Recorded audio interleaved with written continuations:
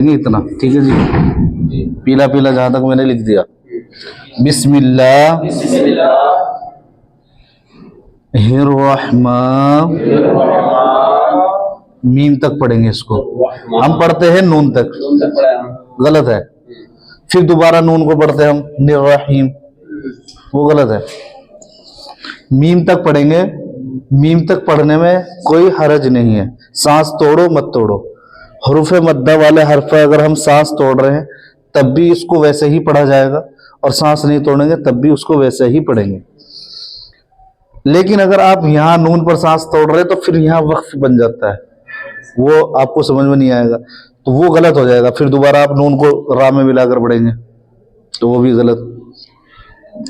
तो अक्सर मैंने ये गलती देखी, आप लोग जब पढ़ते हैं बिस्मिल्लाह गलत पढ़ते हैं, तो इसलिए आज पहले ये लेंगे, उसके बाद वो सबक लेंगे। ठीक है जी। बिस्मिल्लाह हिर्रहमान निर्रहीम, 3 सांस में पढ़ेंगे। यहां से एक सांस हो गया, ये दूसरा सांस, ये तीसरा सांस। जरूरी नहीं कि एक सांस में हम बिस्मिल्लाह पढ़ें। अगर हम साफ सुथरी करके हर्फ की अदायगी के साथ पढ़ रहे हैं तो एक सांस में पढ़ना दुरुस्त है, और अगर नहीं पढ़ी जा रही तो थोड़ी थोड़ी करके पढ़ें। ठीक है जी। पढ़ेंगे बिस्मिल्लाह हिर्रहमान निर्रहीम रहीम। गले के 3 हिस्से हैं। ठीक है जी।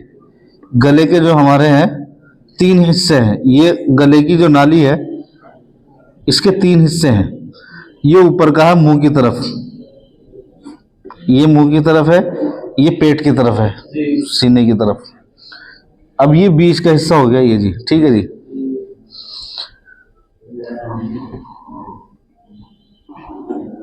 आइन और हा, हमजा हा,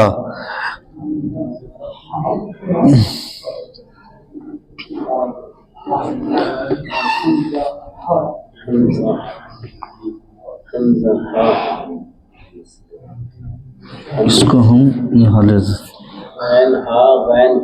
हमजा हा आइन हा गैन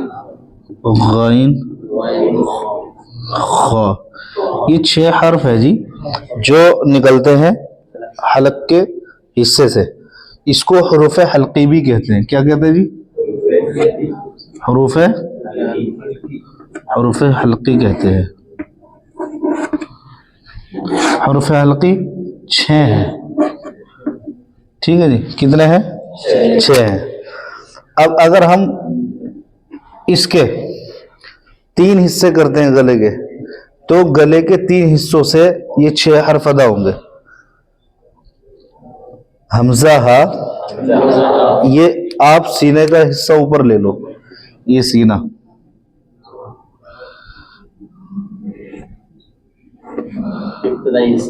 जी, ये सीने का हिस्सा हो गया ये। ठीक है जी। ये जो है सीने का हिस्सा हो गया, एक हो गया। ये जो गुठली दिख रही है आपको, ये बीच हलक है। क्या है जी? बीच हलक। और उसके ऊपर का जो हिस्सा है वो गैन खा का है, वो शुरू है, ये शुरू है, ये शुरू हिस्सा है, ये लास्ट का हिस्सा है, ये बीच का हिस्सा है। ठीक है जी। शुरू के हिस्से से जो निकलेंगे गैन खा, हालांकि हम हिस्से को पलट देंगे तो ये सीना नीचे की तरफ आ जाएगा और ये शुरू चला जाएगा। तो हम यहां से ले रहे हैं हमजा आइन हा गैन खा, ये 3 हिस्से हो गए। हमजा हा यहां से निकलेगा सीने की तरफ, हम जी हा, हमजा हा आइन हा गैन खा, ये इसके ऊपर के हिस्से से निकलेंगे। तो ये जो आइन और हा है, इस हर्फ में ज्यादातर गलती होती है। ना आइन निकलते जल्दी से, ना ही हा निकलता अक्सर। और यहाँ पर यही गलती होती है, इस हा में और इस हा में जमीन आसमान का फर्क है, लेकिन पढ़ेंगे दोनों को एक साथ, तो ये गलत है। इसका दोनों का अलग अलग है। इसका तो सीने की तरफ से निकलेगा जो मैंने बताया अभी, जबकि ये वाला हा जो निकलेगा वो बीच हलक से निकलेगा, लेकिन दोनों को हम एक जगह से निकालते। तो जब दोनों हर्फ हमने एक बना दिए तो उसका मतलब ही बदल जाएगा, बदलने नहीं। पढ़ेंगे बिस्मिल्लाहिर्रहमानिर्रहीम। यहाँ भी बड़ा हा गया, हम इसको बड़े हा के नाम से जानते हैं, हालांकि बड़ा और छोटा नहीं होता, इसमें हर्फ की अदायगी असल होती है, कौन सा हर्फ कहाँ से निकल रहा है। ये तो बच्चों को समझाने के लिए पहले से एक चीज चल गई कि छोटा सीन बड़ा शीन, ठीक है जी। तो ऐसे फिर दाल, छोटी दाल बड़ी दाल क्यों नहीं कहते? दाल दाल में नुक्तों कोई तो फर्क है जी।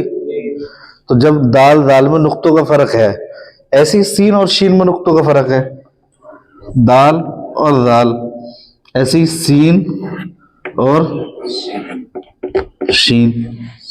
तो अगर मैं इसको, अगर हम छोटा सीन बड़ा शीन पढ़ रहे हैं, नुक्ते की बहस भी तो पढ़ रहे हैं जी, और नुक्ते की बहस इसमें भी है। अगर इसका ये छोटी दाल पढ़ेंगे तो फिर इसको बड़ी दाल पढ़ेंगे। तो पता ये चला कि हर्फ को समझाने के लिए इस चीज को लिया गया है, हालांकि ये जरूरी नहीं है कि हर्फ की अदायगी जिस जगह से होती है निकलेगी वहीं से अदा होगा हर्फ।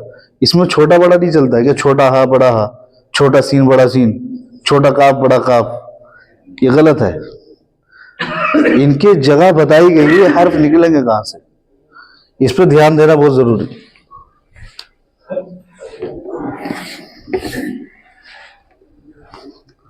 पढ़ेंगे बिस्मिल्लाह, हा निकालेंगे यहाँ सीने की तरफ से, हे रहम, यहाँ फिर 20 हलक में पहुंच जाएंगे, हे रहमानिर्रहीम,